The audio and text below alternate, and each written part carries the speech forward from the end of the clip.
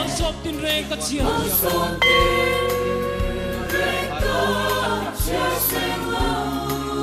Limle lom le tuan nun ne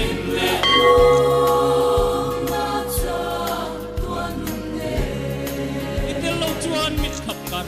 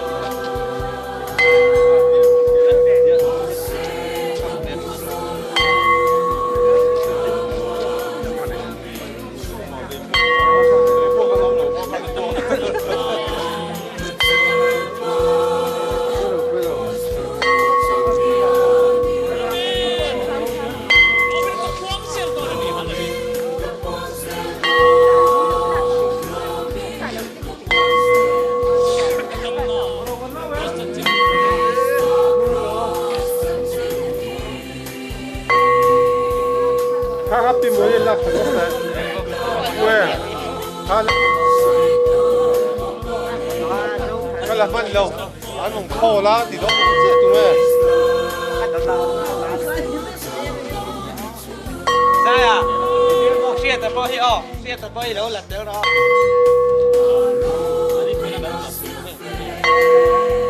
Sao à? Đi.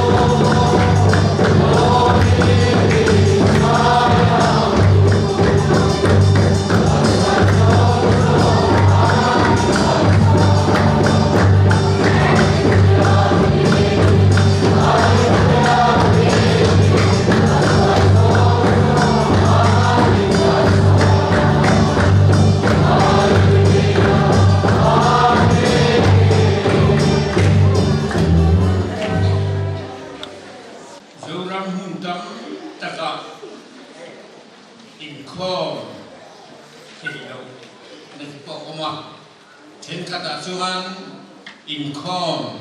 giác tu bít xìa teo mà đến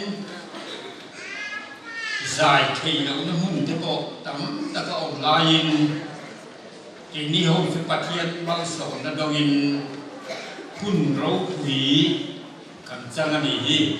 ở văn lộ Juan tu kina hian mun sang changin mel thar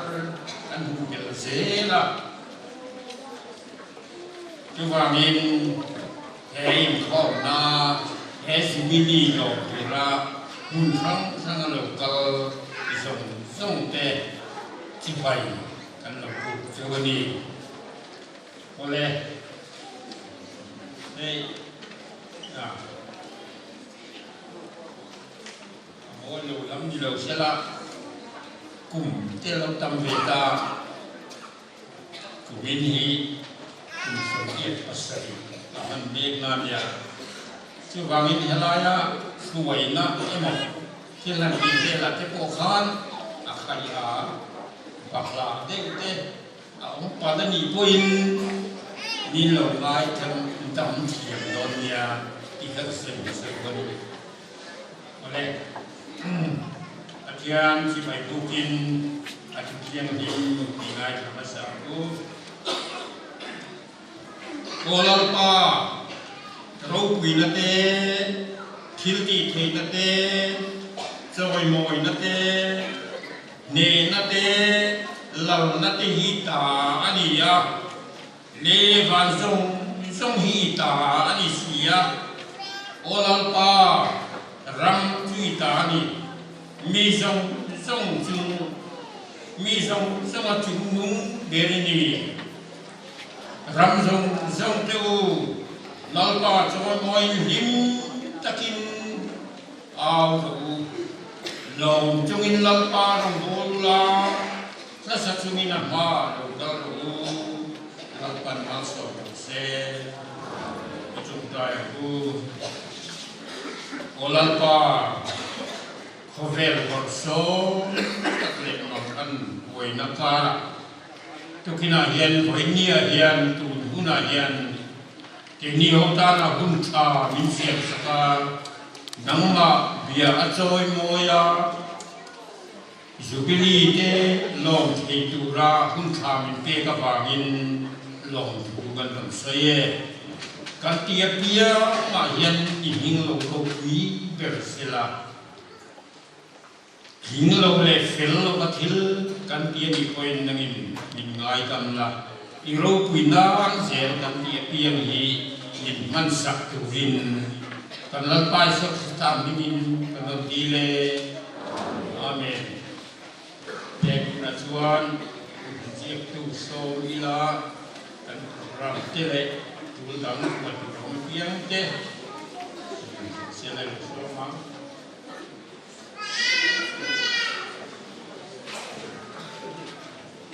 ole pathian suai na in ko san centenary zan le matrangin kan mang sawa thom takin an banga boin ni kan thing lia lom le mai centenary ko san centenary program wa ka ila boin ni som dile pasari November sam ni le so ani ya in ni chama pathian bia gen khom suai tu hi upachal dai laba ani Ocean Chin Toy Soy kan ngai kha soi tu tu hi upala leng ne na Ocean Secretary ni am an thu sil tu hi kan bial tu pastor Reverend Jesus Ropianga ania Zai Paul heng tang te yang kan bai se ni len Ocean Zai Paul le len Presbyterian English School Zai Paul te in khom ba na hian centenary souvenir kang sarna le lom phun hon na hun man sun zum tura ni dona suai tua turpa pisi dol lem tuanga anianga lungkun hong tu ikan kau sun chairman upa h mark lianga aniang souvenir u honna anayanga kapale chel bia goyan ni maganga souvenir tang sar i kanbial pastor Reverend Jesus Ropiangan minna isuk dona ni in khomban program hi bột van vắc đời na in khom bà na khan trần mấy thầy turin của sân khấu tê cùng khom bà đi lên khom biếng có đại hiền thì mấy turin yên khom bản program hi khá khá cần siết tiêu lâu anh ấy dar ni lệ chân về centenary lom na ruồi tre anh ấy đó anh ấy zanin in rin ni zan pathian biếng in khom trần hun hi dar le mani som panga anh ấy nga soi tua upala hoi liana usil tu puti lang chuang liana supervisor of school single mission board ani yang recitation lal thamwani ena training kan ngai kha anga zai pol hi lem ko san pabalai zai pol te zai ko don ni kami chin kha program chuang mai tai la lei kan sia tangin centenary kan mang chun zoma lo khop maya when nia kan bial chung ko san atang tele bial ko na chang te point ko san centenary min puya min man pui turin inul gal khom be kan sia lom lea ni zan lama kan in din dir to a mi dam tak chu ni zan na ting ve lo te po din dir tai na tin lo khen thar te po kalom zel ko ka ngai nei kan pastor be biar di pastor be lekan pro pastor be dengan pastor nita tepo orang thing thaya andi hi mainan ding sela reverend marty yang thanga le reverend alba chang ni mate niya lo mame es lugar to sunu changa local te boina local la te kha mainan ding le ya kalau mame san la cầu san đó ông vé mày biar po nama chungin te poin mi yang masak tang lau kalanga di sana ting ve lau biar po na chung ne mo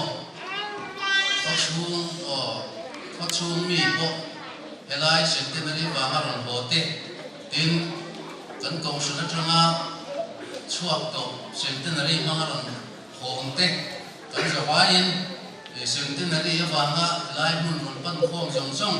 zana ka ting ve lo kho kha kan lam chuan ending le tiang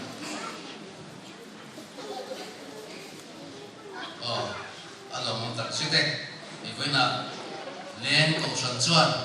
ali suar krista mingin chibai han bu mot chewa lim taka centenary mang turin du sak na kan lan chewa ei chui kan ko sai te po war takin kan zawai ta na ni kha sia ila trange inde centenary lom na thil pe lom puin thil pe ni zala kan pom toa wen ne ya pon bel tu ka man nei le te lom le mai is lugar ven thar ko san ten chen sam di lom puin min pe a in puef dal ni thanga republic ven khang mi chen sam khat long pui na min pe buka upasi bo zuala is lungar ne na trangin chen sang khat kan dong buka denis lungar ko sana trangin chen sang nga kan dong buka salula ko sana trangin chen sang din kan dong buka tin pi van sai pole te chungin ei kum zasia trengna lem presbyterian ko san centenary ti chuang kal maya sang as ko som ti ko ka tu sang ni som ni le pakha pulpit tu in chop na tu in na tu asan pa ma tin na siap tin buka lo mom le thil te ke tu te som sum chunga ko som lo ten lo tu ben soya lim taka he centenary hi mang chu turin du sabna ka chuni Yan soi moi nak la ila na number zali suku palina lahi labu masalah makan tuan atau kuya lom datang hiat nala dia ni lom makan bangin lom datang hiat nala yang pergi soal yang guru olah pa sumnum kan fak le aje patian mung le engking kini ne siap te boy diam vai te Isu tian, farhate, rezeki, tilal, fane patian, nambar Zali Sentulik Palina, Patia Chormona, Pilsaku. Hãy subscribe cho kênh Ghiền Mì Gõ để không bỏ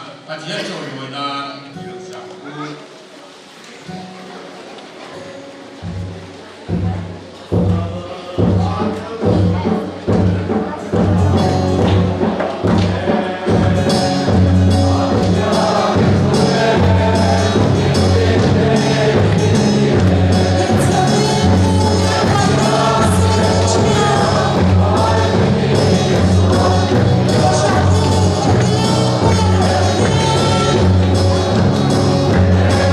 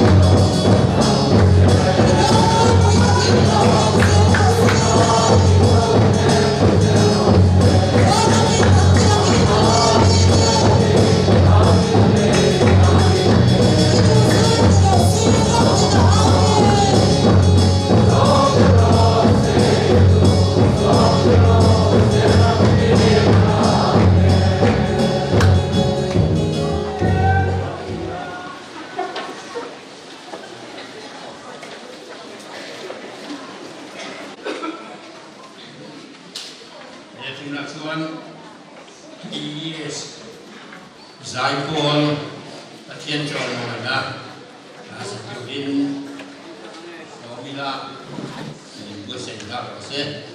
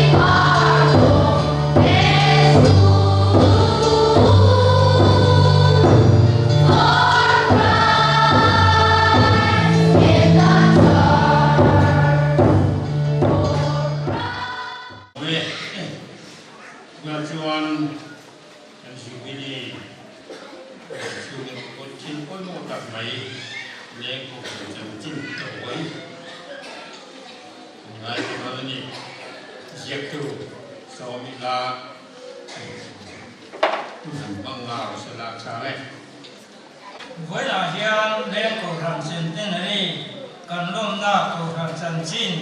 cùng sát xuống report để thủ ra một cuốn cái này cái đó thế à với này hết phát triển nó quý về xe em chín nghe report từ xe chìm hết thế à sau khi ra mà chỉ thiết ta kinh gì cái này là tôi bảo nghe report thôi à đang quý cái report thôi này kan ko handin chan kum he sa kha kwa som hi pakhatani a ani hria the ni lova upaji ko ya hova senla katanga ron pem sai to na za ma pa buanga ro pianga ko ya khang ko le len kwaring tu bingin athar te suak lia na ton ve la chui thanga dai ko la ten len ko handin an dinani Ichuan sa kasapua somni pakat Februari ka dia in masaber tu adung lam fit lam li fit somni padi abang lam thum fit som paria abang da abang jing tuai achung bu ko hangin an sa a biak in he tu na kan biak in nen yan voi som padi kan sa tawa a voi khatna achung tu ra bukol mana dilain patien huain cùng ra center kan lo me chuan biak in thatak mai thinglam biak ina chuan a ai thawng chuang om lo ve a chung po dai na ru ni zora kan hu to ka chuan ram ha thaber kan chi ve khatoni alo mom le ni ten sa kha sa kwa som ni pakata biak ina in khom masabera khuang an lu tani arei to ko mai sa ka sa kwa som ni pakata pastor wang chunga kuta mi som ni pangai bapti ma an sangani ten sa ka sa kwa som ni pakata hatna masabera ko rana thenga sáng cả giặc quá sầm ni panga presbytery member atan ni pathum ko ran upa kan tiang hi thanani a ji ko ya khuanga chong thur ate thanani sáng cả giặc quá sầm thum pakata ko ran committee masaber siamani a mi som ni parukani ruwa tani sáng cả giặc quá sầm ni pakata tranga sáng ni som ni pakat thengin ko ran upa hi som ni pakat kan nei thua tuna hian ko ran upa kan nei me kani tua upa hi sáng cả giặc ko adin tran tira trangin ni som upa ni kan nei thua tuna hian pali kan nei me kan ko ran hian ko ran trang pe pathum tuna hian au me ka ko ran me chia hi sáng cả giặc quá som thum bor phela dinani a ke chi ani le atha bo sia ta ni lo ko ran me che din tran hi ke chi pi hi ni som ba nga o ka sáng cả giặc quá som nga palia dinani a ko ran pa balai pol hi ni som ni pasai o ka sáng ni palia ta dinani in he ba ka hian committee poi mo tak mai ram thar ram pang rong bo na te po ma la ka ni a adam kha chu soi ta lo la lian de ram thar committee bo thi April ni saring sa kha sa kwa som palia dinani a tuna hian missionary som ni pali kan so me ka ram thar huam ten in so tunda ka konga sign bo te ko om so ser thum te balda te kan chi ngani ten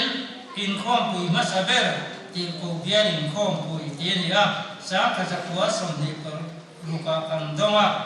tum sa thung hian pe te ring khom pui voi ni sa ka sa kwa som pasari le sa ka sa kwa som kwa alia kan donga in tika me voi tu na kan tom do le ro chu ni la khia duani Jubilee centenary kan long to ta te ni so pakha January sáng khát giặc quá sông đi palia gospel golden jubilee lomani a lungkung ani a rồi thế này bốc a tên ni so pakha January sáng khát giặc quá sông quá palia gospel centenary kan loma lungkung thế này a tên heavy chung hi chuan kan hang lom bốc ani kar khát chung rồi kan thế này kan rai le mai heavy chung hi chuan ni som thum pakha oga sáng khát giặc quá sông quá pasaria well presbyterian mission din champa centenary kan loma lung te thunani nini April sang ni som sang ni paruka harna centenary lomani a lung thunani a duai kan chego sang ni som paria September a beru centenary kan lo ten ni som ni paru atanga hiria November sang ni som ni pakata hei tuna hian centenary kan lo me kan ni jana changin sial pakhat hok pakhat kan tala lung te phuna ni a in thil ram hangin kan buat sai bokani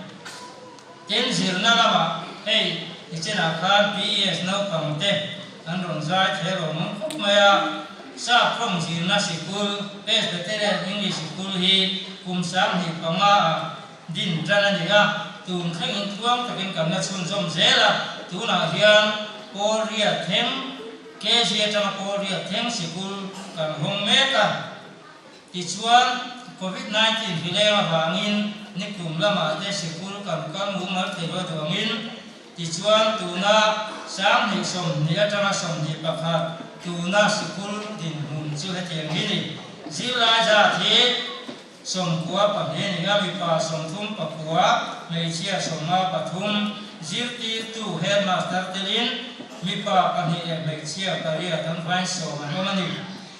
ten sang ni som ni pakata ko han kui pa te ni jana introduction te mer ria tina te kan nei to kan din tir to wanga chairman aku pa isma biana secretary aku pa liang liana assistant secretary aku pa arza tuama treasurer tua chung suma tua pa PCR dan tuama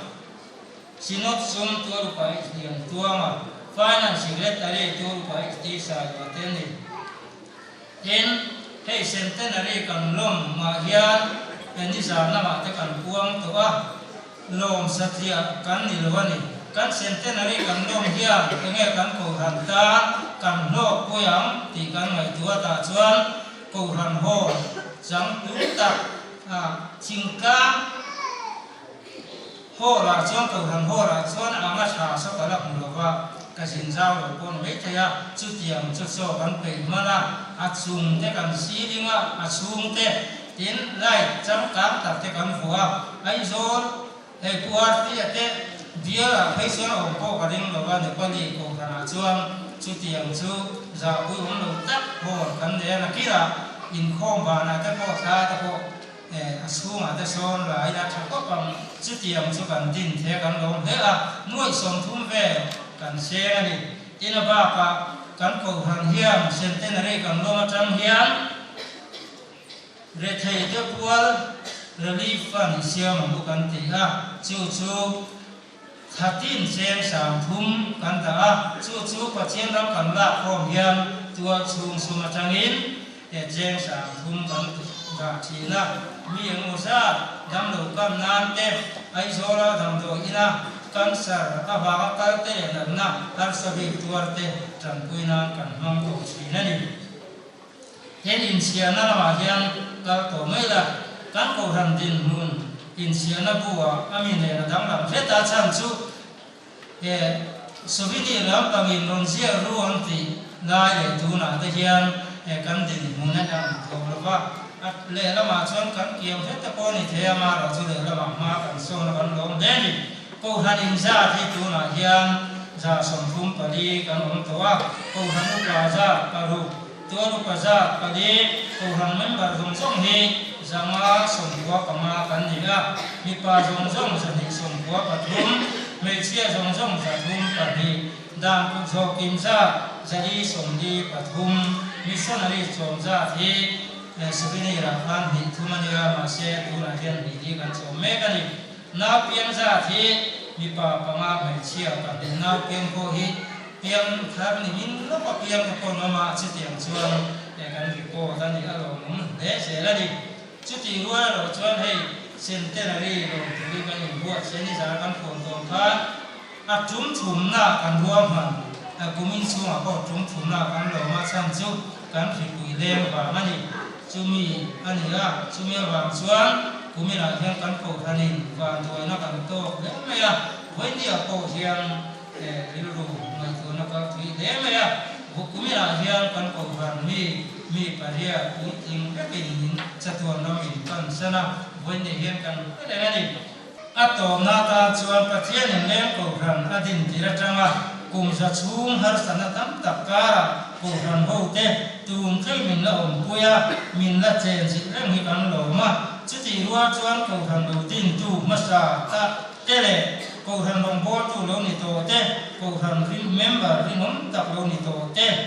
no ni to cha tuan ram pan ta te ven ni a hian kan thlenga an sum huwa hian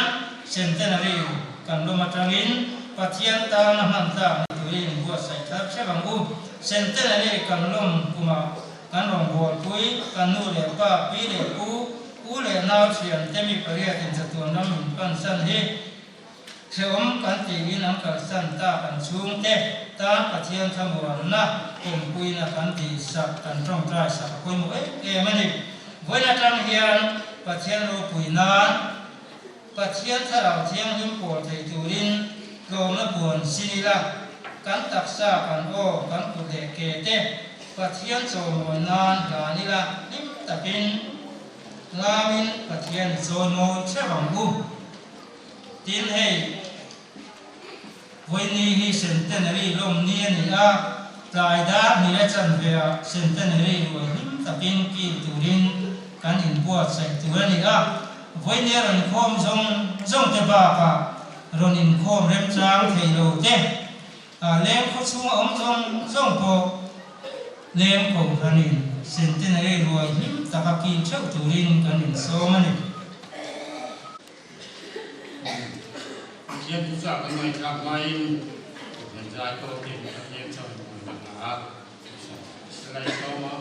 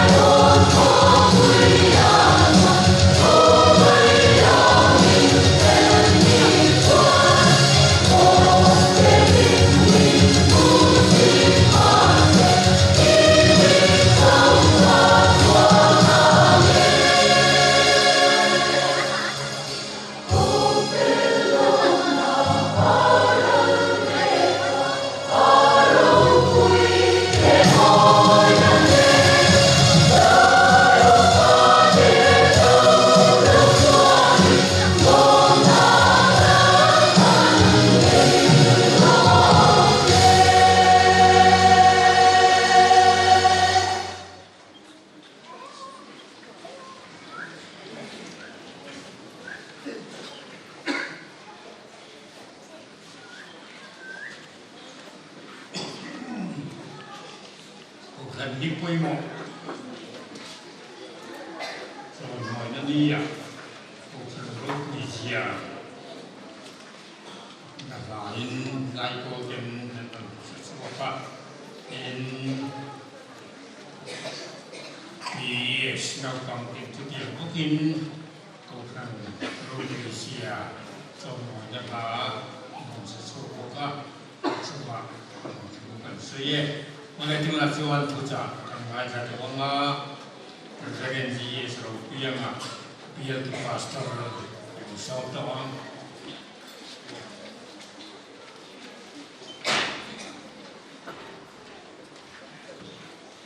jadi Chúa xem tu mình bát thiên nhưng chỉ phải cái đồng lộc xe thì với đó nó mình lấy mà ya với thùng na tan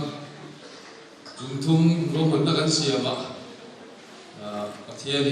anh lộc thiên na mình hành một tí ra đến cái tan thì Chúa lộc mình lấy Chúa cái chú mình mất sớm mà tới cái Chúa đến vinh khai làm pháp rồi vâng cứ là hiện thì hiện cái hành thì rồi trên á cái suy tụ gì á cái tiền về á đồ dễ mà cái thì rồi lên đồ chuông tụ cái hồn mang tụ ra cần đồ ruột rồi lên rồi tiền quỳ à để chú của đồng đồ na vàng á lâu tiền thì đồ cái đồ chú quỳ cái thì quỳ thế mà ya cuộc sống hồ tiền tăng cần trong trai cái thì đồ chú cái gì để tu ôn hi chẳng tu nữa thì ta có vợ chuan thì in du sat tất in committee kan phôi tu tên cũng đang xử lý cái này ngã nó tu thu quê ta nó cần sản chu lần quan hệ này khi làm u thì anh bộ lo cần thiên chuan xử lý cái tổ lo bộ bằng cái thì tu làm tiêu in anh lại thấy cho mai lo chu thì đã trang cái đồng sản sa đi á phải khăn tàu đi xuống rồi mà số yang ăn khăn pan hay là kiếm nó hoàn rùa tu ra cần ngay tàu mấy điểm chu phát thiên bên phát thiên thì mình đồng ngay thảm u rồi này hồ sơ này cả bu bung ru trang khăn trong cái trang thùng rồi bên hồ sơ bung ru trang khăn trong cái trang thùng rồi bên phát thiên thì đồng ngay thảm u hậu lalpan ne na ikira u min lo bot som to na min nam le don sia min lo bot to na min tuam le don sia nin hi china min tinunga ni thum dia min kai thowanga apa kan omang lalpa sia ta chu yum se am khai isiang u ji ga khel lo vin na thok chuak nge thina ni kan ne na ruangin ruang hung le ti ruang ma in alo thengang chan chin thalu ka sia kung som banga fakatan bo pan de la akir le chungchang thu kung som banga chang som ni atangin pathian thu lo ka chen som de la ti chuan athowa pan de la kalta a ti chuan hataka la om lain pa in không phải em atana ayur chukwa o moi uya inan he na fopain kapa fa na mi chuma le nangma in huin thil ka tiswale ifapa fotla ka ni talave atia nima sela pa chuan bo ite he na puan chabem kha han la thua yula han sin ru akuta sungkun te ke pha e hok te bun ti ru sebong no tha takhan la ula tan ru lim takin I yang u he ko fa pa hi thia lo nu le ta ani hi abova kan bu le ta ani hi atia ti chuan lim takin anom tran ta a thu thiang lim kan sia ti lal pan kan sa ta man so chan se amen trong trai u lalpa jubilee hun lo om tak min soi thing tu phang le choi moi na song nu song ina phak lo I ming thiang him mi ko than ho ten kan phak chia lom thu kan sila che he ni ro pui min soi thena hian min soi thlen chat ang taka cái mà ni mình mang nun cho vào Jubilee ở đâu thiên lệ thế này turin không ai tất nhiên cần nè là in buông là thu rồi soi làm che mà bắt thiên khác cần gì ngại gì ai in sẽ tin lệ in thu lệ Krista mình nó có khăn in gì tharin công phần học gì ngại in buông cho làm che chú thì rolling lần qua tu kia na thu cha buông tu ra anh lâu ser sân to ren dấu din quê cái chung của ero chu chung có đam lâu na phangin nal pa tung na hun he hun chan me ke po lo thi lo vinan omani vela hian lal pa tan kan trong trai saka he minga Jubilee kan dom me la hian an ma ni po lal pa Jubilee thengsela zalen na da ri vela hian sia sela an na ruwa ma tang poin Isu Krista kan dam na tura in ti dam thei lo zara dam na chu an chan vo ni nge in lo chang se ti kan du saka I khongai lan tan kan du nge saka ni voila hian al pa kan za anuna zalen na dar lo ri le sela nat nei na phor mekte suali na phor mekte har san na chi sang taksa ri le thara wa nat nei tua tor tu zong ten he Jubilee ni hian Jubilee dari sedon leila lali su Krista min ti dam toi kan nuna atharin lo piang non me sela lali su Krista le aram hi pathian ram lo pui takhi kan nuna voila hian atharin lo thleng le se ti kan du e kan de in la in buang se rang che min chan dam tu kan lal pai so min kan lo dil che amen voila hian itla khasun lo lo ti na chan pakhat kan le chu kan ko san mul tan tu te ji na khat tel ve ren maya kan san je tu nan puanga ko san mul tan tu te ji na khat ro pia ga khan ne chu wa ge mul tan tu ji ga mi khan ne chu wa ge khasun bak don lo hey yes zirlai yes BES zai pol mo tak mai kan ngai sa min ne khop maya Krista o santan kan ding ril ruwa in zomin zong zong chu soi ngai lo ngai tai la elai tu hi Krista ko san han ti pal mai te hi ol thina amai lo chu la thu ania thu omani awangin Krista le ko san ti kha athuk ne la in bil awangin Krista ko santan ti ani Krista tan ding chu ko santan ding thina Krista le a ko santan ding rilwa in zoma kutte chaklo puina bang tu te kan ni hi voina hian gai mo ta kina non puang chuaka an zai pol si ka tel fe kha cha kom nei ka sia an fel lom poka ti soi po thata kina ngai thadonin ka sia kan soi masak nok tu chu voila hian kan nau om tak tak zai pol mo ta kan on rem tu te le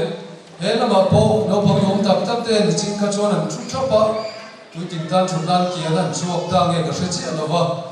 lali suan nen anum thai ni ti hi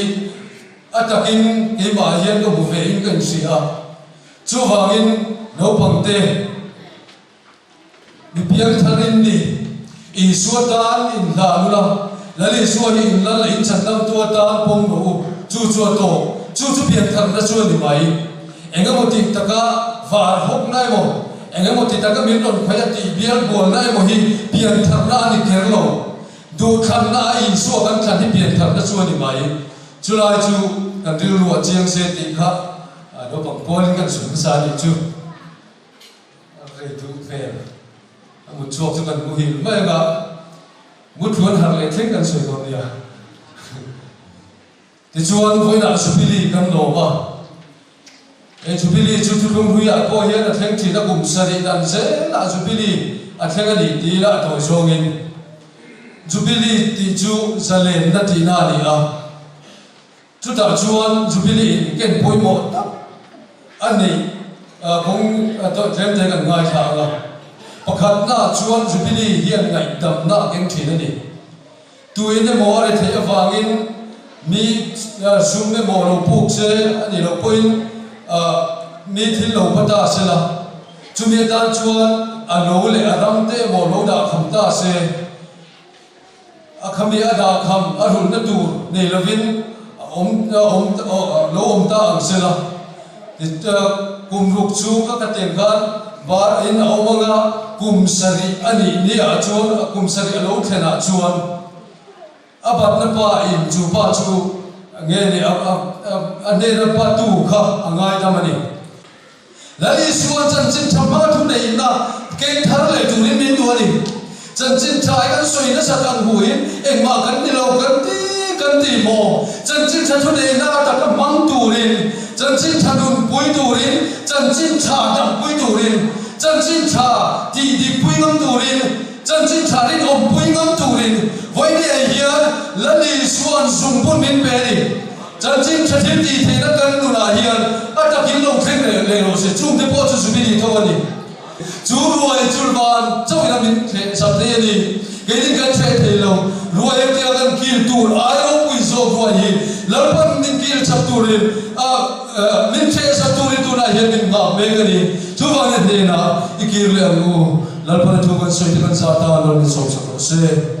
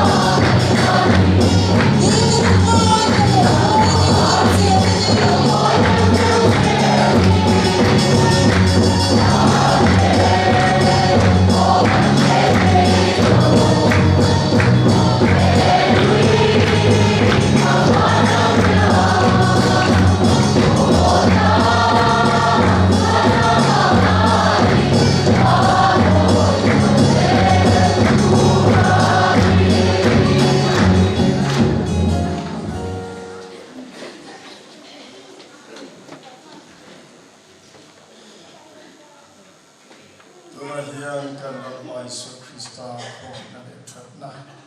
pathian kan pau ani holai na le sarau thiang lim po do tatchu zubili mang tu ko ram ho zo zo na hian sa ton lo se lo se amen lung phun hồn na hun kan mang trăng do na hong tu hi upa h ngak liana leng ko khan chairman ania tu na hian kan so manga he leng ko khan centenary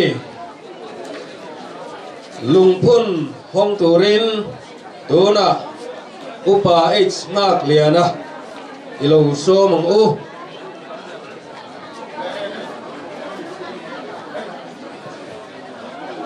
lên cổ phần cùng già atin na thiệt lên nằm phun hi các sa lệ thao nó mặc cổ phần hậu tên lo tất cả cần phân thế là tự nhiên và thiên nhiên lo tất nhiên ở hôm nay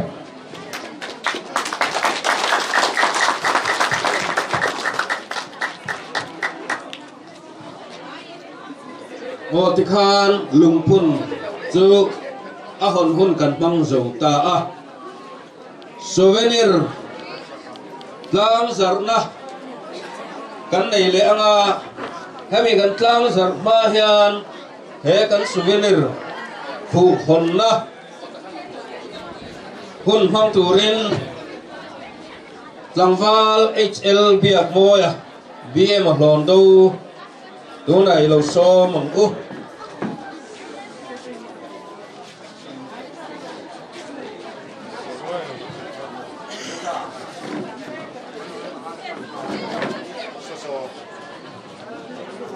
oh ama sain leng ko shan centenary mang tu zong zong te chi bai kan du sa chewani Hudai takkan mang dong lo hondai tak mana ci poni lo fa hu hon na hi kan nei zung zung nga ti chuan kan program kan ti deu zung zung don lia hei le khapuro ding ani emo keset ro ding poni sela coverin preview ani trina chu chu mi zau ten khu hon na kan tia chu khu hon na po chu leng centenary souvenir hi a hian nei ve umian tin kan suai tu ten anan ngai tua ti chuan chú khu hồn na preview này tu đã ra ruột cần nghỉ kalom lẽ mày lẽ công sản centenary ta na rural tu sang per organizing committee hian committee peng sang ruatin chú committee peng sang zinga pakhat chú souvenir sub committee hian ya chú sub committee member ta chú kan chiar su ve simanga kan chairman a hian upa ar zai tuanga ania secretary hi pu jeri lalrin oma ni in member upa chaldai lova pi chaldai lovi le pu david zautham sanga tendi he souvenir hen ming ania kum zalam chuang ti ania kum za chunga leng ko khan peng sang te leng ko san ding tu upazi ko ya chan chin te leng ko chan chin te ba ka he kong sanin alo hin chua pastor ti sang te chan chin ba ka he ko sanin a sin chua missionary te chan chin he souvenir la hian a chuang ani he souvenir la hian ko san chairman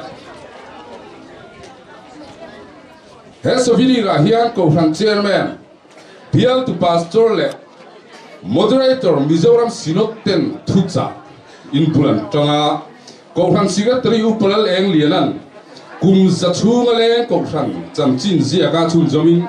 PR sang zualin leng konghan hoi sa chamchin aram ziaka chu leng branch K3P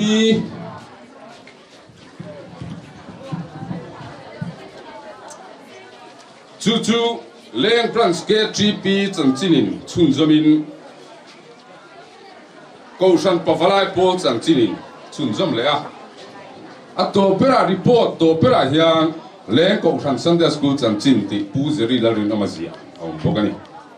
he sovini ra hian leng ko san tin tu upazi ko chan chin pu vial hruai zia te upa vial hruai zia te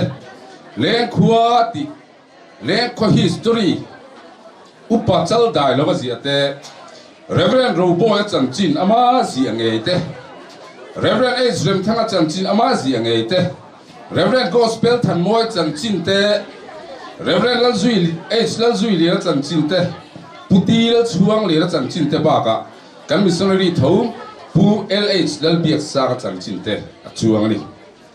he sovini ra hian peng tivar tur le lung ti le tur tam taka in phuma kuma vei zelanga tun lai khovel achang ka nang hian khovel la chang kang chho zelanga mimal chan chin zir bing awanga doctorate degree nei hi an la do nani chuti huna chuan mi tuina mo research mimal research anaron beanga kan pastor suak ta te kan ko san din tu te he sovini ra an chan chin kan zia sang sang te chan chin hi mi in doctor ni phanan research anaron be nge don chuti huna chuan he sovini hi atangkai hle do nani phek za somnga aparu isbek za somnga paruka cha sovini hi Mizorama kan mutai China chuan paper quality chaper man ania 5 brothers offset Treasury Square Aizola chutir ni in cover design tu le editor hi BM lom do ani he kan sovini hi release ani ma hau hian mi som pali som panga velin man to zo kin min lei sak lo nge a tin present tu enge moza an omboka ato peratan he sovini van do exact takin kan edit final edit nilozo print and lo maya chu ni sana kan se chop chu ka tu kina 5 brothers offset printer nei tu kan zuk phone mala engponi se adiglo tam lo boka thumal zong hi za asom kwa pakwa ve chu dika mara chu engamo diglo oma penin correction kan siama amara chu ni china kan so yang khan document poimo ani si awangin khatiang pena correction han siam direct dekha dikthein kan si lawa engponi se tunami hi kan release anga kan shal thodanga tichuan thotana an her lenga voila lei tu te hi athorin kan pele vek dong chawri cheng zaman the za somnga paruka cha kumzalam kluang souvenir of the centennial hi cheng za in patni kan lei dong tinani chu kha zong kha kan report back thi sela chuan aman towa min lei sak tu te hi kan share ve reng reng ke ama satan in dotin Reverend GS Rupianga bill to pastor cheng sangkhat pujel mangai zuala zo khothara cheng sangni pulal chan hiwa bethem veng cheng zanga pue vlal biak sanga bungkon cheng sangni za pilal thang liani is lungdar cheng sangkhat Bues lalding liara mission veng cheng sangkhat nulal rin zuali republic veng thang cheng zanga bueb la lian tinga khat la is cheng sangkhat pulal chong fanai electric veng cheng sangni tlangwal ruat lian fanai ani phai omlia pusai hira papa hani cheng sangkhat tlangwal zon lal thang moya leng cheng sangkhat puef ming thang liana policy cheng sangkhat pilal mal somi khan pui ani hi khan pui primary school head pension ania an pa salhi ko ran upani diang lam ngai poi mo da hi nia cheng sanga pu h rosema cheng sang hi zanga pu Israel valal muaka cheng sanga tenia tin athora kan pek tu te hi mi song paru ania heavy release zo hian athora kan pek tu te hi kan sim nga do na ni kan sim nga do na ni chung ta chu upa chal dai lova upa ar zai tluanga pilal dai lovi pu jeri larin oma kangwal hl biak moya pu david zothan sanga Reverend Dr. C. Lira, Reverend Roboya, Reverend H. Remthanga, Reverend H. Lalzuiliana, Reverend Gospel Tanmoya, Puti Lal Chuang Liana, Pu L.H. Lalbiak Sanga, Upavan Lal Shuaya, Le Synod Archive Le Leng Branch UM Library, Danny Kaka Nkruhang. Na, mantai se lobe.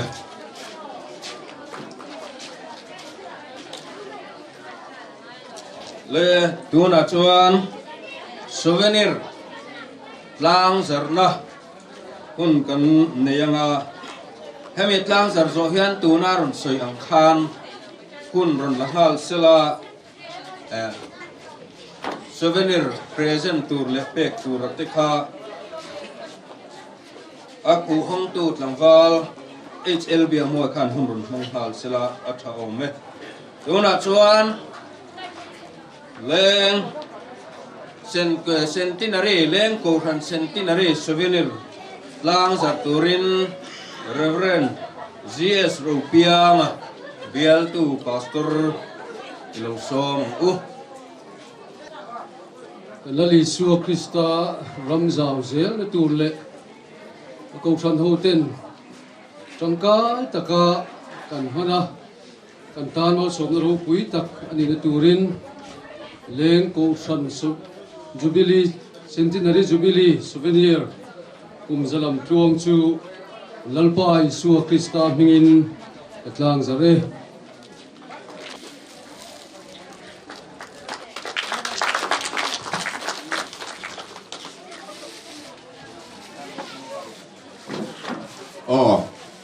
Tuna tuan zota angkan he souvenira tha tho tu te le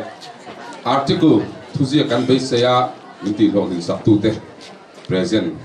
kan ko zung zung nge tin so lai kan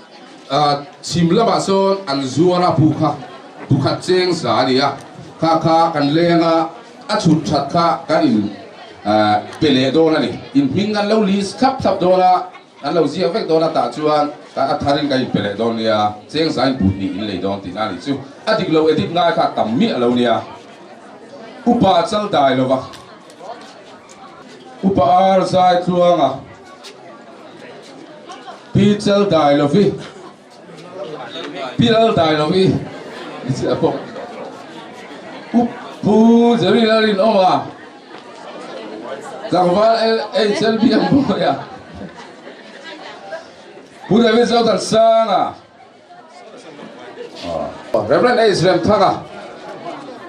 Heta kan souvenir kan present don saya iron dong cia thei.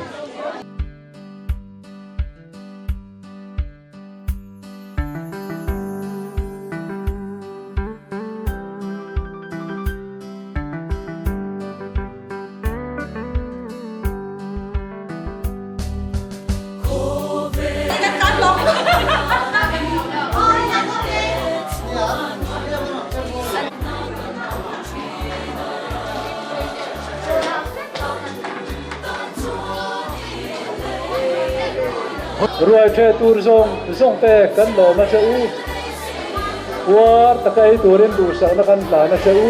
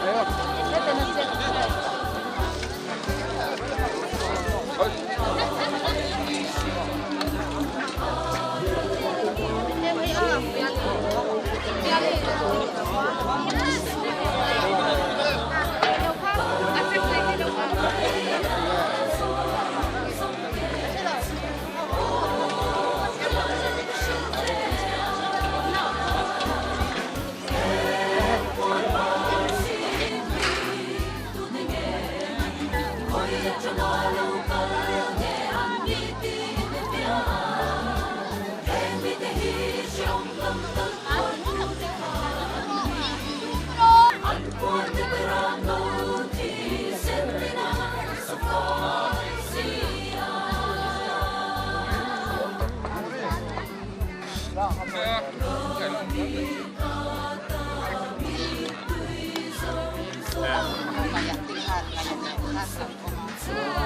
narvas nih.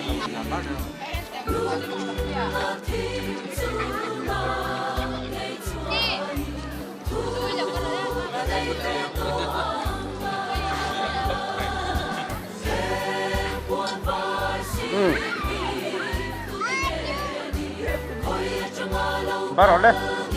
Baru.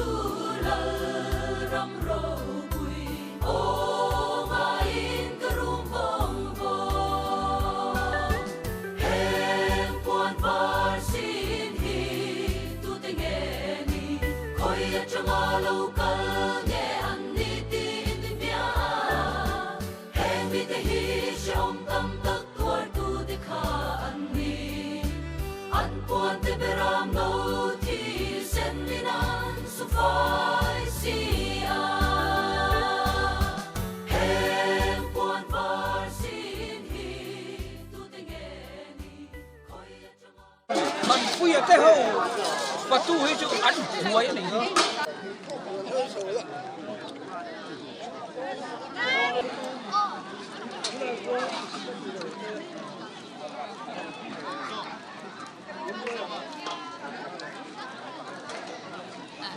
cái này là cái sốt cái là cái này chủ khảo có thể cái đấy mấy cái này đồng tiền gì nó vậy là được nào mà Bakhat deh. Bakhat lemo. Kan pastor ko ha.